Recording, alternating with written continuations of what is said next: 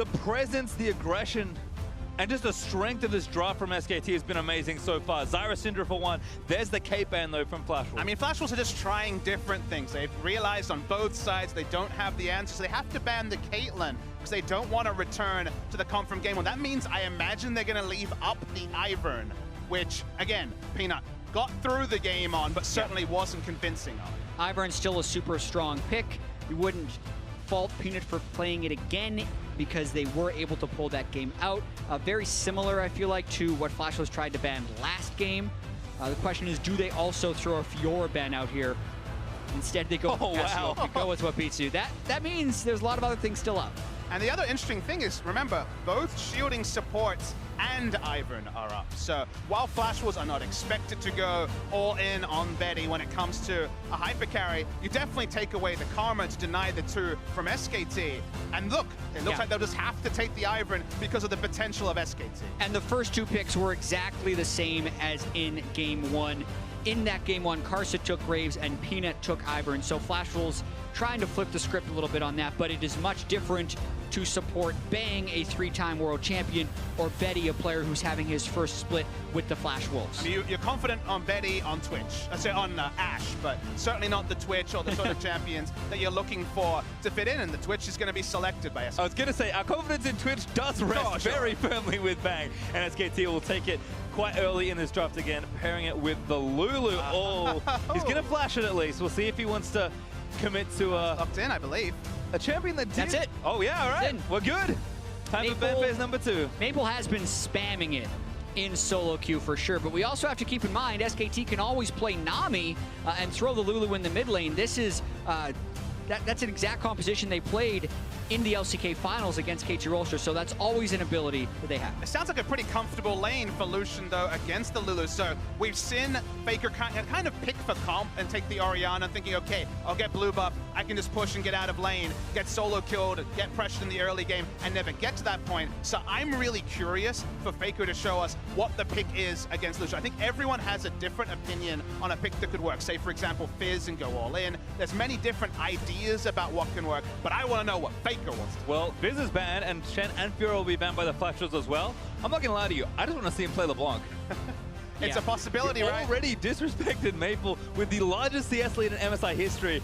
He's got a game to give if they really have to. Just show off. From memory, he hasn't played it on the international stage since the MSI final 2 years ago, where famously EDG had the exact tonic to end the undefeated record for Faker. So it is certainly possible, and you have to imagine that Maple's not chomping at the bits to play it 3 games in a row. Definitely not. The question now for Flashwolves is, where does their top lane and marksman pick fall? They have so much shielding, they could play the Kog'Maw into the Twitch. It was unbanned for them. Or they could just build more tankiness around it. The Galio is a very powerful pick for them.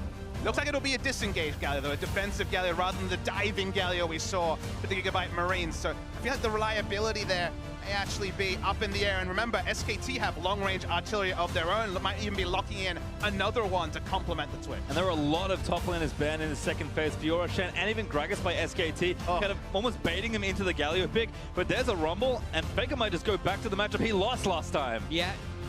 Watching the early game of the match against Team WE, Faker was so close to turning that around on Lucian, and then he got styled on by Xie's Lucian for the rest of the game, so he wants a do-over on that one. It could also be another one of those situations where SKT is now up 2-0, so they want to save whatever reveal they would have for the next game. When they're up, they pick Orianna against everything and just rely on Faker to be good. And I think that's kind of the logic that I'll follow, because I talked to a couple of mid laners at this tournament about where Orianna works, and they say, okay, level 7 with blue buff, you can push and leave, and it's fine. But the moment the blue buff goes away, the matchup once again becomes Struggle Street. This is a matchup where Maple could find a way to run over Faker just like Xie did.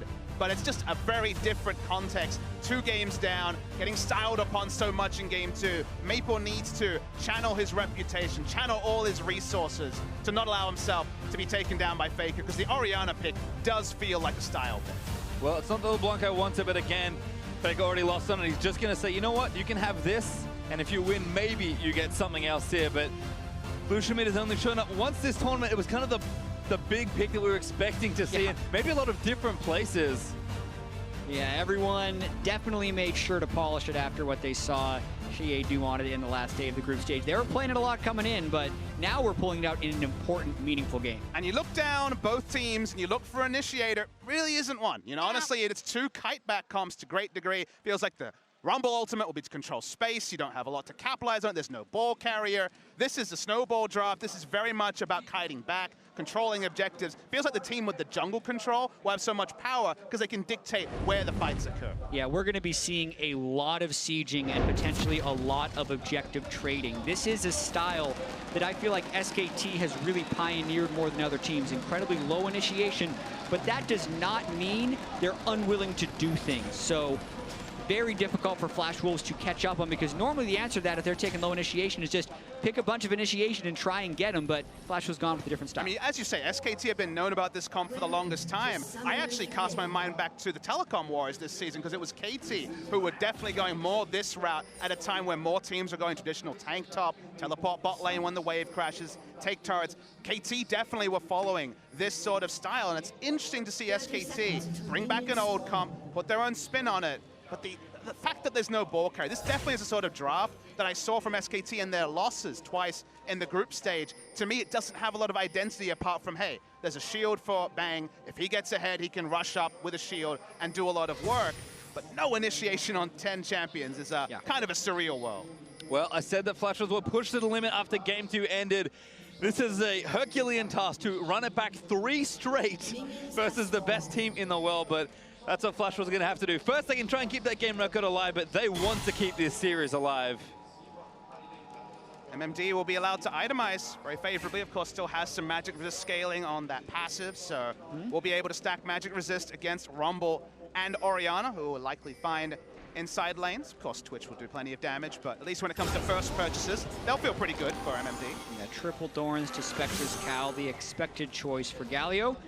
Watching Karsa's jungle path as well. Curious how he's going to do it here. If he runs over to blue, smites it, and then preps the Gromp and the Wolves, that's a fairly standard route. I've seen a lot more of the fast clear Iverns actually start by channeling and smiting blue. That's the fastest path to level 4, but obviously scared of Peanut doing some type of invade to take his red buff right at the start. Yep, the Ivern buff to buff effectively here. Marks the red and then goes in. Here's Peanut actually with a level 2. Then Maple already dashed in. Faker just walking forward. Now I think Maple knows what's up. Damage area is going to be forced to flash and heal to get out. Use so much to get out from the gank. You do have that flexibility on the Graves to look for a level 2 gank. Level 3 doesn't change things much. As top lane, trading's already begun. MMD thankfully hit 2 fast enough. The one buff gank, the one camp gank from Peanut, trying to flip the script on Faker's mid-lane Ori versus Lucian matchup a little bit. Getting those summoners out will definitely improve Faker's chances. Worth noting also, we didn't mention in Champions that it is Karsa's first ever competitive game on Ivern. So both he and Peanut in this tournament, fitness tournament, have picked it up. And speaking of Karsa, now Karsa's looking for a hit, but Faker does have the subs. Already flashes out of the way, but they have the angle on him. Faker just has to keep running. Bot lane's pushing. That's bad news. Ezreal or Karma could collapse onto Faker. He is dead. Maple wants to try and take it down, but Faker's going to buy as much time as he can. Faker still has a barrier. Might just hold a root collar land, and first blood goes to Maple. Oh, we've seen this story before. Mid lane Lucian gets the first blood. Doesn't have Ignite this time, but that is not what Faker wanted for the return gank from Karsa. I mean, if you want a champion that can get a kill on Orianna or on Faker pre-6, seems like Lucian's the champion for you, given that we saw this multiple times in the last series. Well, in aggression once more, though. Benny and SwordArt love to play up. Bang, forced him in the heel. Exhaust already done. And now they turn their attention on the Wolf. He's ignited down. The Thunderlord procced him from the Karma, but Wolf is barely going to live through the onslaught. Yeah, all combat summoners aside from Flash burn in that bottom lane, so Flash was going to continue to try and keep that shoved in with the Karma. Do want to call out some great play by Karsa during this gank. He forces Faker down towards the river, but then not only does he get the slow, or about to get the slow from a shield, but he forces Faker to flash down instead of up. I mean, it was a zoning flash in many ways, because the shield, of course, would have provided the slow, but it just wasn't terrain he could move towards. You called it out, PastryTime. There was priority for Flash Wolves in the bot lane. Nowhere to go. Very well reasoned play by the Flash Wolves in their first nice advantage. You can see Faker's frustration. It was inevitable from the moment he couldn't go to his turret. And I really do feel like Orianna is not his preferred pick into the Lucian, but they're doing it again because they want to save something. It is a let's call it a gut feeling after watching enough SKT doing this, because we've seen he doesn't hold a natural edge over Lucian. We know the matchup. When he throws his ball out, Lucian can dash and avoid the damage, so it is a difficult thing he's picked himself into. But and picking for comp is kind of a weird thing to say when there's no ball carry. You could say picking for guaranteed wave pushing, yes, absolutely. But given they've been playing this skirmish style and they really can't force much, I tend to agree with you, Jatt. It feels like that's the only zero-sum explanation. Maybe we need an interview with Faker and get him to clarify it after the tournament. Andre will give away his secrets. He is quite the magician after all. MMD TPing back to that top side, though. Huni burns down the wave and will likely match and rejoin the wave. Tier also up for Betty, so that's kind of first early items coming out. But once again, Flash was off to an early, but a very slim lead.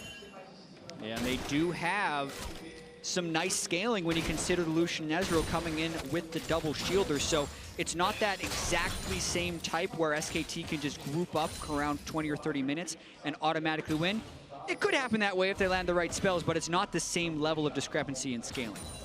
Without the force, though, I feel like the game will be largely judged on vision. You know, vision is the big factor we talked about. The Flash did have the advantage on very much in history as trading continues in bot lane. You imagine they're going to disengage, but here we go. A little supportal combo, but Betty tunked out on the other side. Karsa, though, he's actually joined in now. Wolf going to get rooted and be forced to flash. Root Caller goes a little wide, dashes to a minion. I think he's trying to get out of the way, but Karsa taking too much damage. Bang gets a kill in a 2v3. Pina going to join the party. Betty zooms out of the way. He's got his flash, forced to burn it there, but now SwordArt took damage on the back end. No die from Peanut, but so much force. It looked so good at the start for Flash Wars with the positioning, but Karsa takes a turret shot and another inexperienced Ivern player kind of used everything in his kit and just ate free damage when Twitch and Lulu turned. Yeah, that was the thing you would see from a player playing their first Ivern game on stage. A lot of times you feel invulnerable, but you're definitely not this early on into the game. So watching it one more time, Flash was really allowing the poison to tick on too long and losing these trades. And then Karsa doesn't have any damage in that situation, takes a Turk shot, and by this point it's over. And many champions, many junglers entering at that angle will have kill pressure. So many of them in the meta. Ivern is one of the unique that does it. He missed his abilities, took a turret shot, and he seemed to, from the face cam show, that it was kind of inevitable what unfolded. Yeah, frustrating there for Karsa, who really is the heart of this team in so many ways. Always happy when they're ahead and frustrated when they lose. I mean, Karsa had the highest first blood percentage of any jungler in the tournament, so he was certainly performing. Ironically, the highest first blood percentage on SKT is actually Huni, just from getting solo kills. It isn't from the jungle at all, so certainly has been more about the counter ganking for Peanut. He has had plenty of kills, but not necessarily first blood. Botling just keeps fighting though. Bang and Wolf in another 2v2, Exhaust is down. Bang getting chunked, they need to get a little further forward. Bang taking a little too much damage, tries to flash out of the way, but Betty, oh my god, missing shot, Bang, dodging at the heel as Karsa gets down and Betty not gonna get it. Bang! The outplay right there by Bang and Wolf. Peanut to put the exclamation point as well. And Flash Wars game plan in Game 1 and Game 3 was to take the fights. You're taking fights against a double World Championship bot lane. And once again, outplayed. They landed enough poke on a Bang early, but he lost vision when he went down into that brush. They missed the Mystic shot. The control ward delayed. That allowed Wolf's shields to come back up. I mean, SKT knew exactly what they were doing to get every little bit of damage and health out of this exchange. You get to see the replay. I think it was very much the Q hitting in the midpoint here. You wait for it, SwordArt kind of threads it through. And then you're like, all right, maybe this is the trade here for Betty and SwordArt to win. He flashes out though, and think of how much damage he loses in the 3 seconds or so around the brush. Exactly, the fatal damage could have come through in there. Karsa. He's getting burned down, already dies. Faker actually gets the kill. Shockwave gonna miss, that's a round 1, but MMD in there, Peanut also invading. All the camps are getting marked, but they'll get taken soon.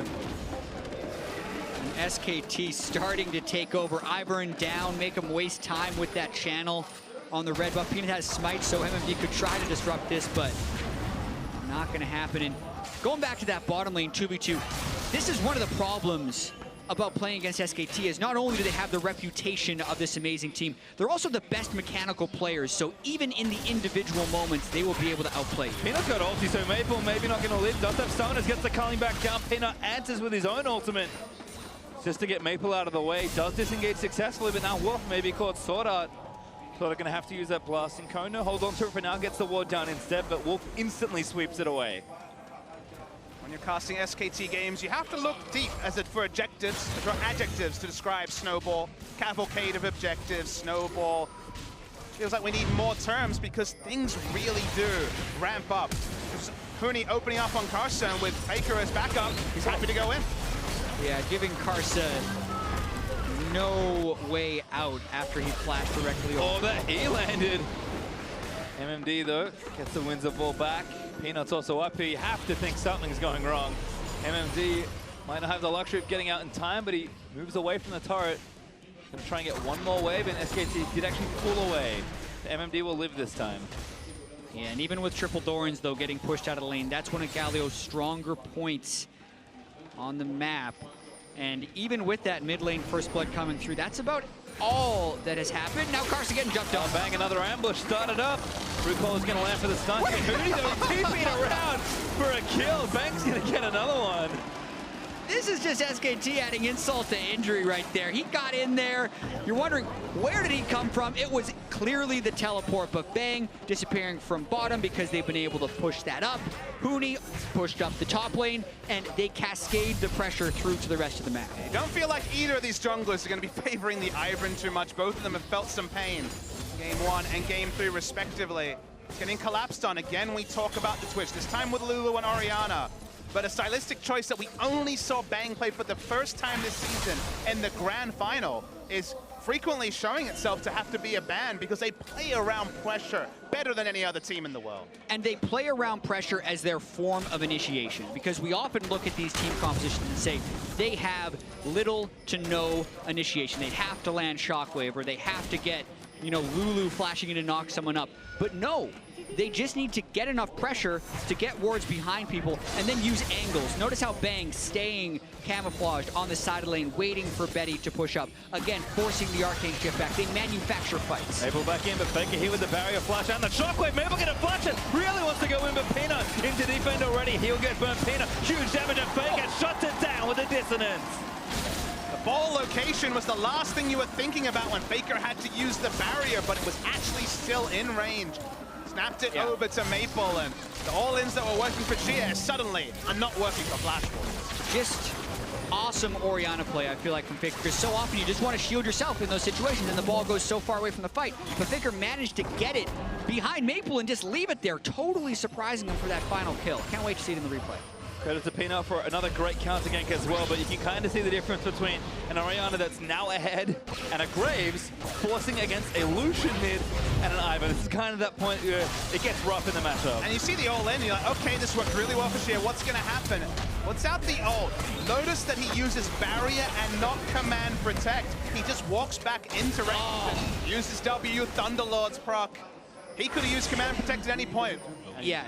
That's actually gorgeous because he was too far away to use his Q. He couldn't move the ball anywhere further forward, so he actually just waited for Maple to walk next to it, cast his dissonance, and got the last hit. That's something you only get after so many games on Orianna. And look, I love to get into the Faker stats. It is his most played champion, so he certainly has his eye in, even though some of the performances this tournament have left a bit to be desired. But even the laning matchup that Maple probably felt pretty confident about when he saw the Orianna pick again, it's not reaping rewards for Flash Wolves. All right, well, it's no game 2. SKT have built a sizable lead already, 13 minutes in.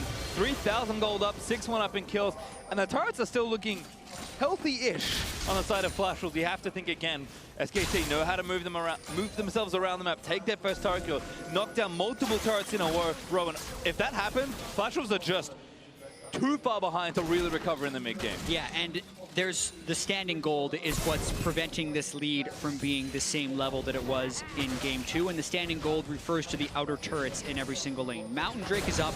The pressure has been acquired by SKT right there. They have the deep vision into Flash Wolves jungle, and they can get that Mountain Drake and then potentially push up for those turrets.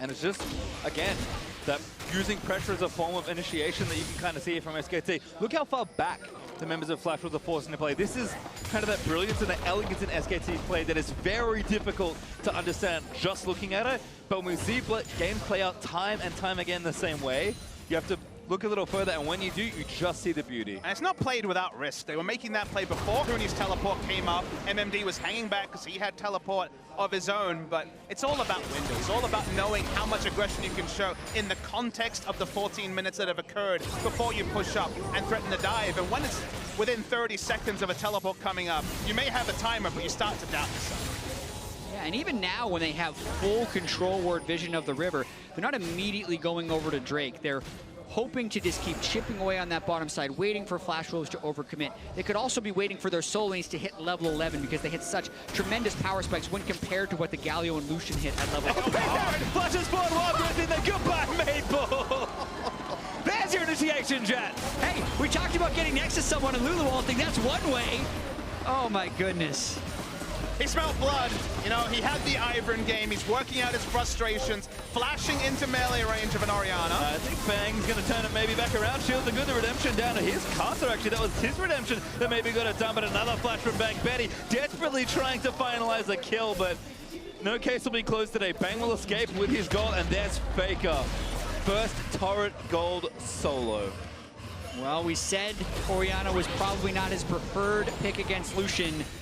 You never know. You could be fooled with his performance in this game after giving up first blood and the help of his team really putting Maple down in that mid lane. I mean, you understand the theory behind why he's picking it. You can question it based on theory. You can speak to other mid laners, but I think this is the don't try this at home sign that goes up. You see the Lucian mid lane and solo queue. I'm not sure Orianna is the tonic, but if played well and with the windows you do have when you have blue buff, when you hit level 9, the matchup can swing. And that's one of the things about Faker, is he changes the rules of the game a lot of the time. I mean, Peanut did some changes here too. Yeah, that was just unfair feeling. Faker might have gotten an assist right there. So. But just thinking about the game 2, where he picked Cassiopeia into the Blanc. LeBlanc is pretty much the most banned champion coming in here. When people prepare the counter picks, they're thinking, okay, I can play maybe Ryze against it sometimes, or I pick a big shielding champion. And Faker, unlike any other player that we've seen in Pro, pulls out the Cassiopeia against it and absolutely dominates, something that no one else could do. We've seen so much LeBlanc in this tournament, no Cassiopeia. Again, I mentioned we saw some in Korea, but it wasn't played like that. There was no level 1 dominance, proxying waves at level 1. Faker, again, innovates on champions that we think are already solved and on matchups that on paper, that if you took a panel of analysts, there would not be any consensus that he's making the percentage play, but percentages don't matter when you're Faker. All right, here's that pressure starting him out from SKT. Turret gonna fall, needs a few more shots. Wolf thinks better of taking yet another turret shot. He learned from Betty. Huni might TP in behind if that turns into a fight in the bottom side. He was waiting for quite some time, but it took too long to set up that play, so now he's just gonna run back to lane. Faker again, 2 levels up on Maple at this stage. Level 13 is a real good spot for Orianna. Faker's about to hit it soon, and he still has blue buff. I mean, it's 5,000 gold up now for SKT. It's going to be 6 soon as this turret falls in the bottom side. And it's strange to watch them play sometimes, because it doesn't always look like much, but somehow they're ridiculously far ahead. Bang again onto Betty, getting aggressive. Venom cast goes in. Picks helping out. Redemption might have been enough to save him. Not in range for the Contaminate, so Betty lives this time. Bang back on there, but he's frontlining with the wild growth on him. As Bang bursts the ultimate Maple though. Oh, the calling. He's not going to get... Oh, not going to get blocked as Wolf takes a lot of damage on the other side. Bang, looking to get sniped, but Betty does take out Wolf now. Bang going down, flash roll, signs of life, finally.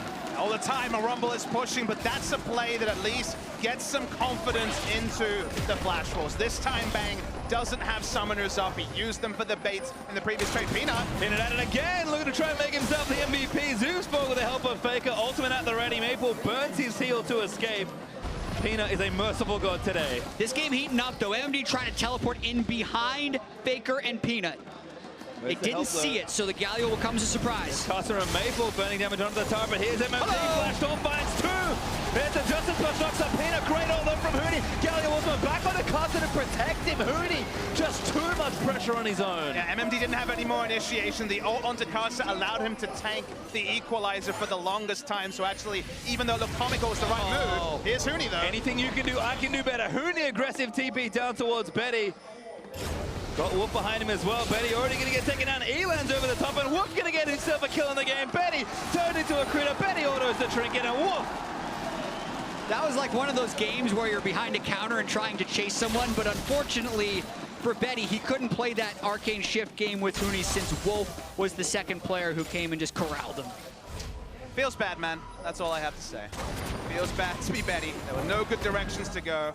Even the cheeky harpoon over the rift to allow Wolf to pick up the kill that much faster. They'll turn onto the Drake that they've just abandoned this whole game. Yeah, it's actually kind of a sight to see for SKT, who have been just on every Drake like it's their job, but Peanut finally get a pick. Well, not SKT having a little too much time in their lanes. Maybe, you know, we don't need this right now. We'll take it when the lanes stop winning, and they've been winning for the last 20 minutes or so in this one. I mean, SKT, 2 items on almost every carry.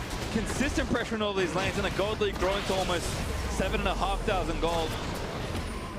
I mean, Huni is out pressuring MMZ, and Ivern's going to come up, but Karsa, he's just aggressive player that's the heart of the flash rules. What can he really do on Ivern in this spot? Yeah, they don't have that much damage. It would be very dangerous to gank Huni in that situation, but if there is a player that you have a higher chance of killing on SKT, you actually usually think it's Huni because he has such a low jungle proximity percentage. Peanut's usually not next to him, but when you do that, the rest of SKT knows exactly how to play around it. Bang at it again. Maple gonna get ultied up as Bang just turns it on. Damage is more than enough. Submarine plays have begun. Don't even need a Shen. Just the Orianna ball enough to launch him into range onto the Lucian. And the thing you have to take away from this game is that also, because the comps are pretty similar, the gold lead means even more. There's no real tools extra in the Flash Wars comp to take out SKTs. There's so little initiation. Speaking of initiation, Two-man shockwave, Huni flashes over. Walker at the top of it, man, it's gonna go straight forward. Huni does go down in the struggle for the tower. They will get MMD flashes forward, looking for a follow-up, but has to get up pretty quickly. Bang actually out of mana in that fight, so couldn't really use any spells despite Huni's exuberance to go for that fight. Exuberance, that's a good one.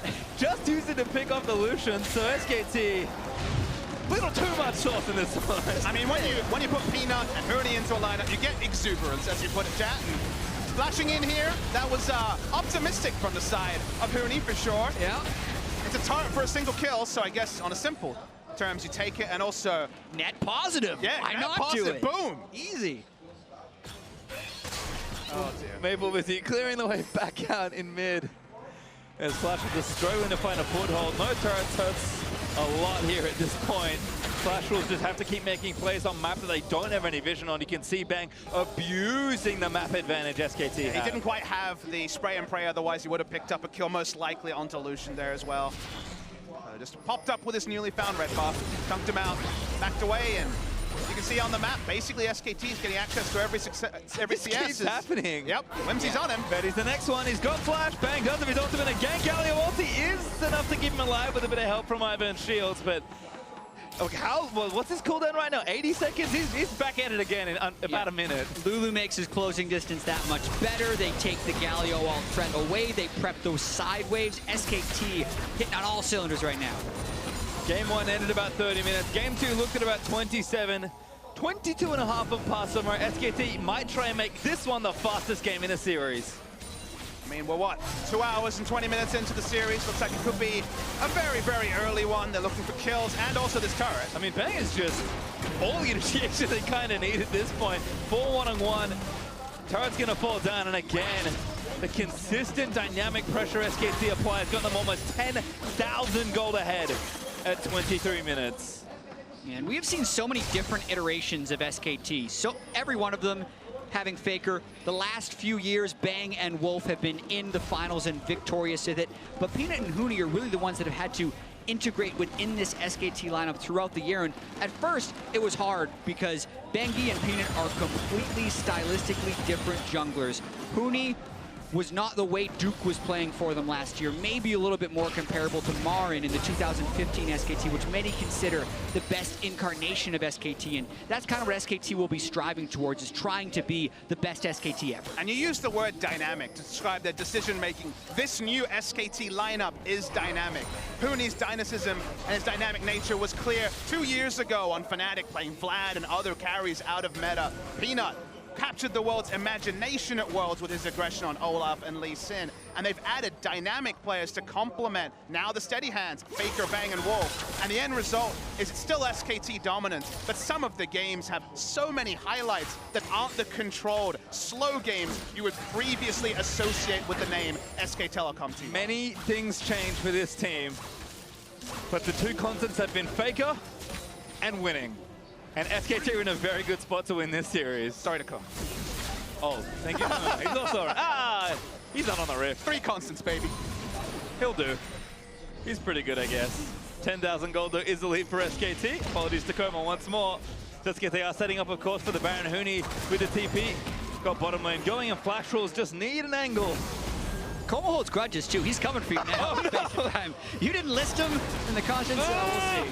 Well, Bang turning on to MMD, which is a rare sight as the support and bot lane are trying to solo a tank. Karsa redeems back up.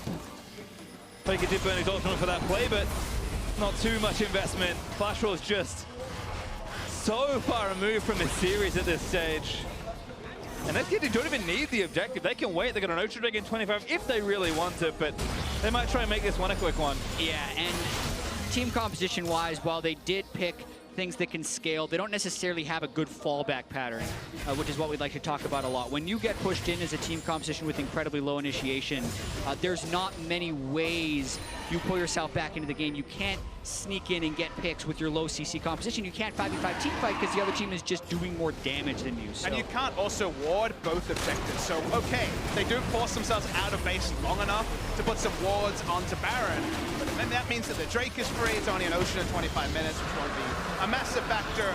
But basically, the fallback pattern for SKT is keep pushing until you're like, wait, those wards have to have timed out by now. The blue trinket's on cooldown, and then the Baron is basically a free objective as we get some confirmation that not many free objectives, no free lunches against SKT. No free anything for the most part. As Bang, oh, he's at it again. Again, just sticking in the mid lane, playing aggressive, happy to turn on even the tankiest member of Flash. What is he respecting? There isn't initiation, there's no Ash Arrow, there's no Malzahar ultimate. We saw this in the grand final of the LCK once he got a QSS against Malzahar and he was walking up to 2 damage dealers being like, well, I got some sick items over here, what you gonna do? He doesn't have to respect anything on the side of Flash. Karsa, Shockwave back in his Maple, though maybe gonna try and turn it back.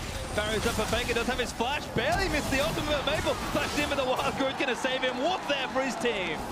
Wolf in the clutch, and here's Bang! Oh, now Bang gonna play the counter situation, almost gets one down, opens up on a SwordArt, but SwordArt stays safe. Bang, though, holds onto his ultimate, and Huni has got the wave all the way to the inhib turret. The time for Baron is coming very soon for SK Telecom. Yeah, and Bang is also just hoping for that final item power spike. He's about 400 gold away from Infinity Edge. Once he gets that, I really feel like that's when SKT will turn the corner on this game. We've seen them pick up their first Baron and end the game within 3 minutes in their last 2 matches. I don't see why this game would be any different. I mean, Betty can't be standing up. He's got no other choices. Flash contaminate from Bang. Hoping for something there. Well, that was pretty bad. Optimistic isn't the right word. That was just bad. There was no way. With through heal, he would get the kill unless Betty just forgot to heal. Which has happened in the past. So. Okay. Well, I mean, betting on players forgetting to heal. Yeah, it's not an SKT style. Well, they'll just take the Baron instead. They got more than enough damage for this on Karsa with a smite. Might make it happen. It's already too late, though. Polymorph just for good measure. And SKT up 10,000 plus gold with a Baron. I've seen this before. Yeah. The game ends within the Baron. Start the timer. Game 2 ended with 2 minutes left on the Baron buff. Game 1 ended with a minute left on the Baron buff. They're getting the Infinity Edge on Bang at just the right time and expect a powerful push.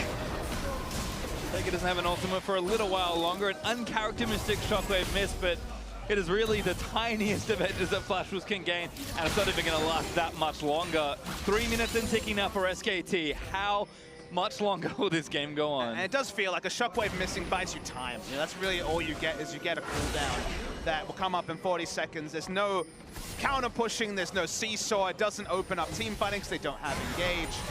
As you say, the smallest of victories as well. Bang's certainly hunting. One of the nice things about having such a carry-centric comp is that when you're ahead, you just surge ahead violently and can know that even in situations where you shouldn't be able to do stuff, you can still just outplay with all the damage you have. And if Flash Wolves had this sort of lead. The game, honestly, will be pretty similar. Sure, SKT is a little bit more trying to get camps and other things against the flow of the game. But with SKT ahead, there's our Nexus turret. Sorry, inhibitor turret. Bold ultimate from Betty. Just being immobile for a second with Faker right there, but they have to clear the waves. Have to do something. Shockwave gonna threaten. MMD gonna look for a taunt. Gets 3 people. Fable gonna turn it back around. Faker low, but he doesn't go down yet with the shields. MMD ulti's back on the Maple, but the Shockwave's gonna seal MMD's fate. Huni diving into the backline, trying to take a Karsa as Pino grabs a double there with Maple going down. SKT gonna look to end it all. That's both solo laners down for Flash Wolves. We talked about that timer. They're right on time. Timer looking good so far, and SKT gonna look for this first Nexus turret. Second in a fall pretty soon here as they TB back in with Huni. Daisy mounting his back opens up, and the swell of pressure has built into a wave that looks, the force of which looks to clear Flash Wolves straight into.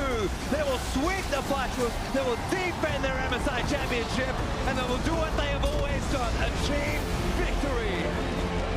And also removing any doubt of someone maybe having an edge sometimes on SKT, because Flash Wolves were 4-2 against them coming into this. Some people were whispering, oh, maybe Flash Wolves is SKT's kryptonite. No, they are not they are not the kryptonite for SKT here. Total dominance in a 3-0. David versus Goliath is so often the case when you take to the Rift against SK Telecom T1, and it feels like every tournament, every LCK match day, you need to anoint a new David because Goliath keeps rolling through every contender. Now only the Afrika Freaks, a team that obviously has never gone to an international event, holds a positive win rate against SKT. They're +2, and guess what? LCK Summer's coming soon. They can turn that around as well. And every international tournament inevitably turns into SKT versus the field. Everyone has their best shot at SKT, and time again, they seem to come up short. That one MSI back in 2015, the last time we have seen them losing here internationally, and they move on to the finals in style. Well, you can see smiles there on Faker. I believe he's being collected for some chats after the game, but a round of applause, thundering applause at that from the crowd here in Brazil, and it's all deserved. And it's moments like these where you have to really feel for the players on SKT who haven't had that success before. This will be Huni's first international tournament final, so that is definitely a step forward for him, vindicating him going back to Korea, not necessarily chasing or focusing on other factors like life experience and money potentially, going to SKT to win, big success. Peanut jumping onto SKT against kind of our expectations. Everyone was like, all right, who's the best pathing jungler available to set up Faker? They went the opposite way. They went for the best mechanics in both roles. And then you get games like these three where you're like, well, when it works, beautiful. Well, certainly looking amazing as always, but we're going to hand it off to our analyst to break down that 3-0 series.